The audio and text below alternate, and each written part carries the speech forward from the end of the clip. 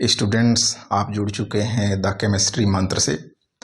इस लेक्चर में मैं इंटर हैलोजन कंपाउंड्स के बारे में बताऊंगा। इंटर हैलोजन कंपाउंड्स, हिंदी में हम इनको अंतर हैलोजन यौगिक के नाम से जानते हैं।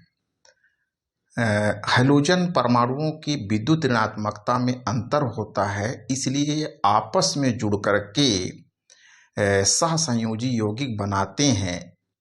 इन यौगिकों को, इन कंपाउंड्स को इंटर हैलोजन कंपाउंड्स कहते हैं। इनका जो सामान्य सूत्र है, जनरल फार्मूला है, वो XYN होता है। यहाँ पर N नंबर है, जैसा आप जानते हैं, 1 2 3 4 5। X और Y दो डिफरेंट हैलोजन्स हैं।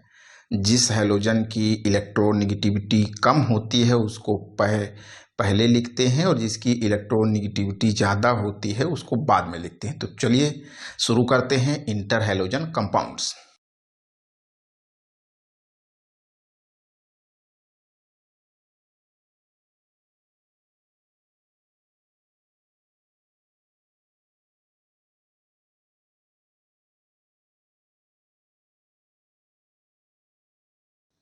जनरल फार्मूला XYN है, N नंबर है, इसका वैल्यू 1357 होता है। अगर हम लोग इनके टाइप्स की बात करें तो ये XY टाइप्स के हो सकते हैं, दूसरा XY3 टाइप्स के हो सकते हैं, और XY5 और XY7। तो इंटर हैलोजन कंपाउंड्स को मैं यहाँ पे जनरल फार्मूला XYN के द्वारा लिखा हूँ। N का वैल्यू यहाँ 1357 है। तो इनके टाइप्स हो गए XY, XY3। एग्जाम्पल लें, जैसे आप एग्जाम्पल ले सकते हैं CLF है, BRF है, इसी तरीके से CLF3 है, BRF3 है, BRF5 है, और IF7 है। ये एग्जाम्पल्स हैं इनके इंटर हैलोजन कंपाउंड्स के। हैलोजन की इलेक्ट्रोनेगेटिविटी को बता दूं, फ्लोरीन सबसे ज़्यादा इलेक्ट्रोनेगेटिव है, उसकी इलेक्ट्रोनेगेटिविटी 4 है, क्लोरीन का 3 है, 3.0, ब्रोमीन का 2.8 है, आयोडीन का 2.5 है।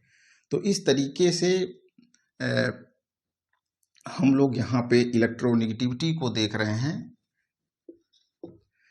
तो फ्लोरीन सबसे ज़्यादा इलेक्ट्रोनेगेटिव है, और जो आयोडीन है उसकी इलेक्ट्रोनेगेटिविटी सबसे कम है।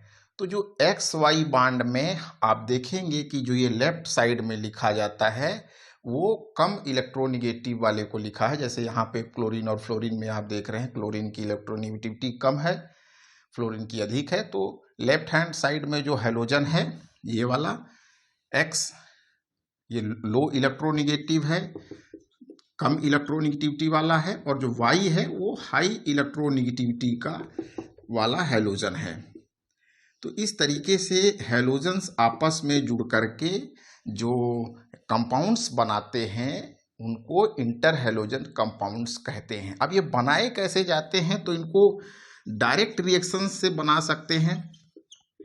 प्रिपरेशन की अगर हम लोग बात करें, कुछ मैं एग्जांपल्स लिखता हूं जैसे हैलोजन्स बनाने की। तो हैलोजन्स आपस में सीधी रिएक्शन से बनते हैं। क्लोरीन और फ्लोरीन को लेकर के आप गर्म कर दीजिए, ब्रोमीन और फ्लोरीन को गर्म कर दीजिए, तो इस तरीके से डायरेक्ट रिएक्शंस के थ्रू बनते हैं। और दूसरा इनडायरेक्टली भी बनाए जाते हैं। जो मेटल हैलाइड्स की अगर हैलोजन से रिएक्शन कराते हैं तो इंटर हैलोजन कंपाउंड्स बनते हैं।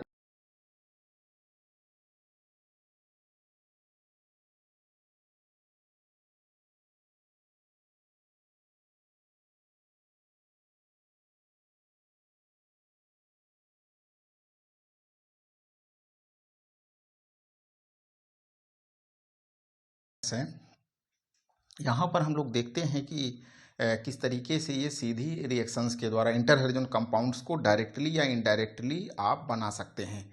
यहाँ पे आप देख रहे हैं कि क्लोरीन फ्लोरीन के साथ डायरेक्ट रिएक्शन से CLF बना रहा है, CLF, और यहाँ पर हम लोग फ्लोरीन को एक्सेस में ले रहे हैं, एक्सेस में।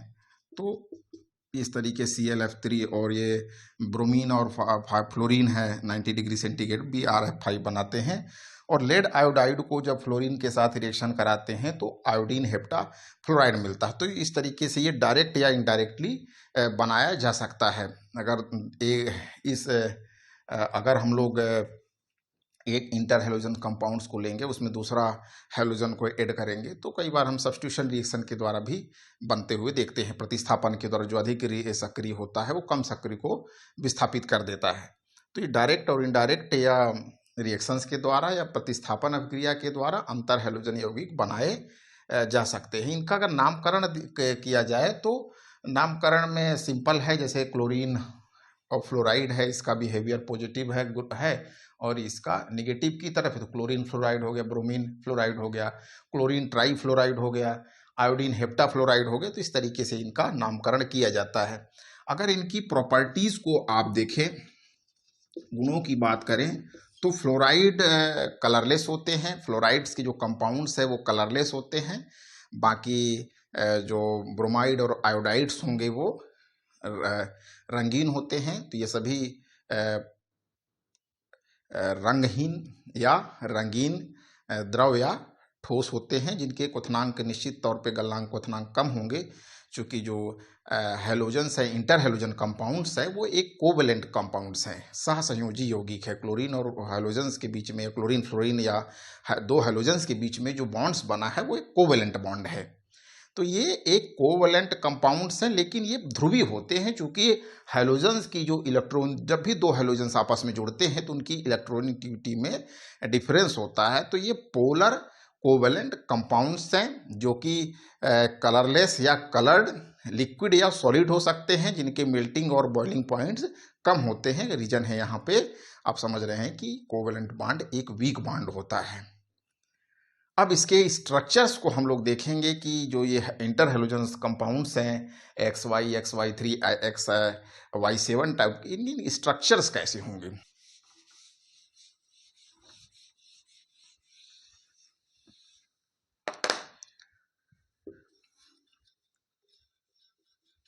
Structure of inter halogen compounds.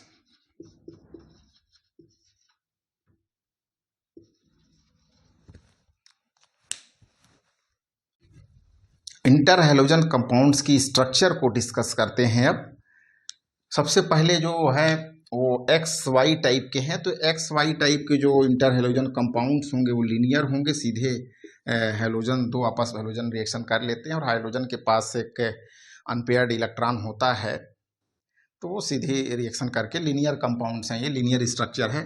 दूसरा, अगर हम लोग XY3 टाइप के देखें तो XY3 में जो हाइब्रिडाइजेशन स्टेट है, यहाँ पे जो बड़े हेलोजन परमाणु को केंद्रीय परमाणु, यहाँ पर जो X है वो बड़ा है, हेलोजन परमाणु है जिसका एटॉमिक साइज बड़ा होता है, वो केंद्रीय परमाणु के रूप में है इस स्ट्रक्चर में।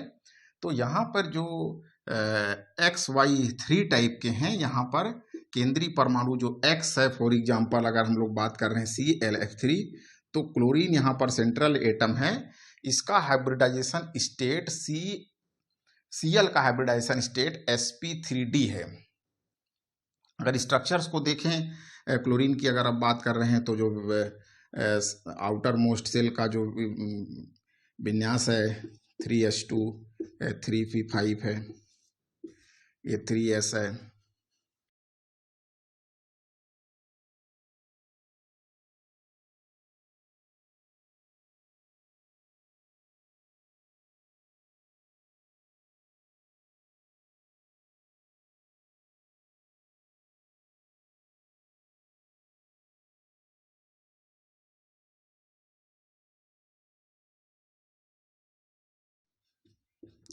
थ्री पी का एक इलेक्ट्रॉन, ये ग्राउंड स्टेट था, सामान्य अवस्था थी, और ये एक्साइटेड स्टेट है, जहाँ पर आप देख रहे हैं कि 3s का एक इलेक्ट्रॉन जंप करके 3p में 3d में चला गया है। तो ये हो गया। अब उसके बाद इस तरीके से 3 अनपेयर्ड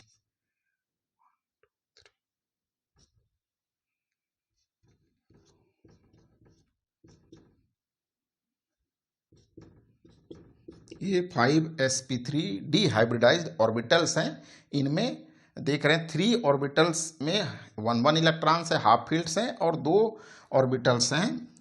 तो यहाँ पर ये फ्लोरीन के साथ ओवरलैप कर लेते हैं। ये 3sp3d hybridised orbital 3 fluorine atom के साथ, 3 फ्लोरीन एटम के p ऑर्बिटल्स के साथ ओवरलैप करके sp3dp ओवरलैपिंग होती है और सिंगल बॉन्ड बनता है। और यहाँ पे हम देखेंगे कि ये जो है लोन पेयर हैं, 2 लोन पेयर देख रहे हैं, और ये 3 होंगे बॉन्ड पेयर, 3 बॉन्ड पेयर। तो इस स्ट्रक्चर को अगर हम लोग देखेंगे तो संकरण के आधार पे आप स्ट्रक्चर्स को बता सकते हैं हाइब्रिडाइजेशन के। तो संकरण यहाँ पे sp3d है, तो ट्राइगोनल बाई पिरामिडल होना चाहिए इसको, ट्राइगोनल बाई पिरामिडल। लेकिन 2 लोन पेयर हैं, ये ट्राइगोनल बाई पिरामिडल स्ट्रक्चर है। 2 लोन पेयर की पोजीशन क्या होगी? तो 2 लोन पेयर सब मैक्सिमम डिस्टेंस में रहेंगे तो उनके बीच में रिपल्सन कम होगा। तो ये यहाँ पे जो बॉन्ड एंगल है आप जानते हैं कि 120 का बॉन्ड एंगल है।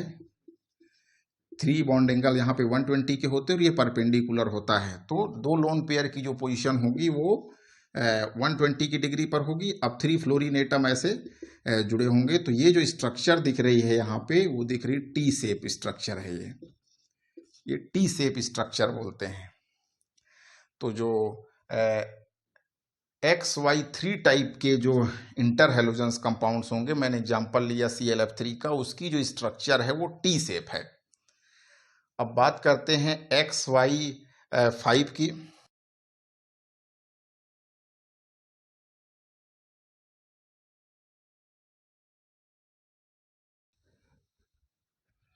XY5 के केस में sp3d2 हाइब्रिडाइजेशन होता है। XY5 टाइप का जब इंटर हैलोजन कंपाउंड्स होगा, एग्जाम्पल के लिए हम लोग ले सकते हैं यहाँ पे BrF5 को।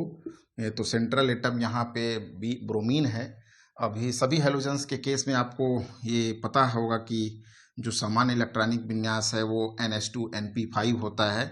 तो यहाँ इसको आप 4s 4p और इस तरीके से 4d लिख सकते हैं ब्रोमीन के केस में। अब 5 फ्लोरीन को ब्रोमीन से जुड़ना है सामान्य परिस्थिति में, तो इसके पास सिंगल इलेक्ट्रॉन ही है, अनपेयर्ड इलेक्ट्रॉन ही है, तो 5 अनपेयर्ड इलेक्ट्रॉन्स की ज़रूरत होगी। तो यहाँ के जो इलेक्ट्रॉन हैं p ऑर्बिटल्स के, वो जंप करके एक्साइटेड स्टेट में d में चले जाते हैं। एक्साइटेड स्टेट में d ऑर्बिटल्स में चले गए तो आप देख रहे हैं कि 5 अनपेयर्ड इलेक्ट्रॉन हो जाते हैं। 4s के p के 2 इलेक्ट्रॉन जंप करके 4d में चले गए। तो 4p के इलेक्ट्रॉन p इलेक्ट्रॉन्स जंप करके 4d में चले जाने से ये देख रहे हैं आप 3p में हाफ फील्ड ऑर्बिटल्स हैं और 2d भी हाफ फील्ड हो जाते हैं। तो 5 अनपेयर्ड इलेक्ट्रॉन्स हो गए। तो ये 5 बॉन्ड्स फ्लोरीन के साथ बना सकता है। तो यहाँ पर जो हाइब्रिडाइजेशन है वो sp3d2 sp3d2 हाइब्रिडाइज्ड ऑर्बिटल्स हैं। नए 6 ऑर्बिटल्स बनेंगे।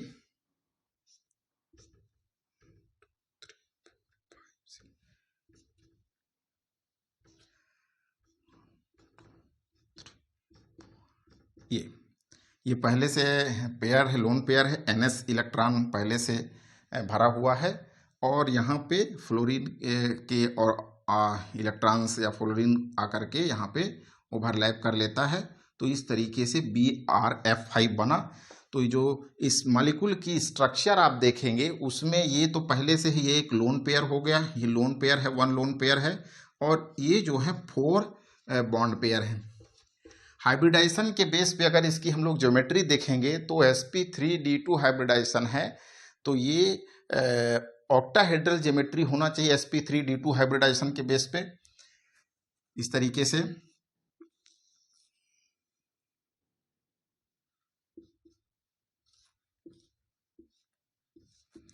ये x है और यहाँ पे ये क्या होगा, एक लोन पेयर होगा और ये y आ गए यहाँ पे। हाइब्रिडाइजेशन के बेस पे इसकी ज्योमेट्री ऑक्टाहेड्रल होना चाहिए, लेकिन ये देखने में कैसा लग रहा है, ये जो है स्क्वायर बना हुआ है और एक ऊपर की तरफ बॉन्ड्स है, नीचे ये जो 90 डिग्री पे लोन पेयर है, तो ये ज्योमेट्री कहलाती स्क्वायर पिरामिडल, बोलते हैं इसको स्क्वायर पिरामिडल। वर्ग समतली ज्यामिति है ये, इसको अष्टफलकी न होकर के इसको बोलते हैं स्क्वायर पिरामिडल ज्योमेट्री बोलते हैं। तो XY5 टाइप के जो इंटर हैलोजन कंपाउंड्स हैं, वहाँ पर जो सेंट्रल एटम है वो sp3d2 हाइब्रिडाइज्ड है। एग्जाम्पल के रूप में मैंने यहाँ पे BRF5 लिया, ब्रोमीन पेंटाफ्लोराइड लिया, तो ब्रोमीन पे जो हाइब्रिडाइजेशन होगा वो sp3d2 हाइब्रिडाइजेशन होगा और जो ज्योमेट्री होगी वो स्क्वायर पिरामिडल है। तो आप इस स्ट्रक्चर में देख सकते हैं कि कहाँ पर लोन पेयर है, कहाँ पे बॉन्ड पेयर है। टोटल 5 यहाँ पे टोटल 5 यहाँ पे बॉन्ड पेयर्स हैं और 1 लोन पेयर है इस स्ट्रक्चर में। अब बात करते हैं XY7 टाइप का स्ट्रक्चर का बात करते हैं। XY7 iodine heptafluoride well known example है, आयोडीन हेप्टाफ्लोराइड IF7 आयोडीन के केस में जो ग्राउंड स्टेट में इलेक्ट्रॉनिक कॉन्फ़िगरेशन है आउटर मोस्ट सेल का वो 5s2 5p और 5d वेकेंट है। अब हैलोजन के आउटर मोस्ट सेल में 7 इलेक्ट्रॉन्स होते हैं। आपको दिख रहा है यहाँ पे कि 3 पेयर्स बने हुए हैं पहले से, 1 सिंगल इलेक्ट्रॉन है। तो 7 बॉन्ड्स बनाने के लिए IF7 बनाने के लिए 7 ऑर्बिटल्स चाहिए जो हाफ फील्ड हों। तो ये सभी के सभी इलेक्ट्रॉन जंप करके एक्साइटेड स्टेट्स में जो पेयर्ड हैं वो अनपेयर्ड हो जाते हैं। तो देख रहे हैं आप यहाँ पे कि 5p के इलेक्ट्रॉन्स जंप करके 5d में चले गए, साथ ही साथ जो 5s का इलेक्ट्रॉन था वो भी जंप करके 5d में चला जाता है। तो इस तरीके से टोटल 1 2 3 4 5 6 7 ऑर्बिटल्स हो गए जो कि हाफ फील्ड्स हैं। अब ये ओवरलैप आपस में हाइब्रिडाइज्ड होंगे, सिमिलर एनर्जी सिमिलर स्ट्रक्चर वाले नए ऑर्बिटल्स बने, और जो 7 ऑर्बिटल्स नए बनते हैं उसको sp3d3 हाइब्रिडाइज्ड ऑर्बिटल्स कहते हैं।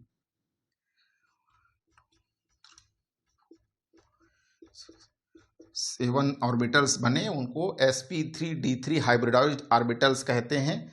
ये सभी के पास एक एक इलेक्ट्रॉन है, all orbitals are same in symmetry. तो ये सब फ्लोरीन के साथ ओवरलैप करते हैं और sp3d3p बॉन्ड ओवरलैपिंग होगी sp3d3p। तो यहाँ पे हम लोग देख रहे हैं 7 बॉन्ड पेयर्स हैं, और हाइब्रिडाइजेशन के बेस पे देखेंगे तो sp3d3 हाइब्रिडाइजेशन में जो ज्योमेट्री होती है वो पेंटागोनल बाई पिरामिडल ज्योमेट्री कहलाती है। तो यहाँ पे आयोडीन हो गया और बाकी पेंटागोनल बाई पिरामिडल ज्योमेट्री है ये fluorine IF7 pentagonal bi pyramidal. Bond angle की बात करते हैं तो 72 डिग्री का बॉन्ड एंगल है। ये जो 5 बॉन्ड एंगल्स देख रहे हैं 72 के हैं, और 2 फ्लोरीन एटम प्लेन के एबव एंड बिलो हैं तो 90 डिग्री हैं। तो 72 डिग्री के 5 एंगल्स हैं और 90 डिग्री के 2 एंगल्स हैं। तो ये इंटर हैलोजन कंपाउंड्स का संबंधित ये लेक्चर था, इम्पोर्टेंट है। इसके स्ट्रक्चर से रिलेटेड जो क्वेश्चंस हैं वो कॉम्पिटिटिव एग्जाम्स के पार्ट्स हैं। आप देखेंगे कि ClF3 या BRF5 या टाइप के जो मॉलिक्यूल्स होते हैं इनके स्ट्रक्चर से रिलेटेड क्वेश्चंस आते हैं।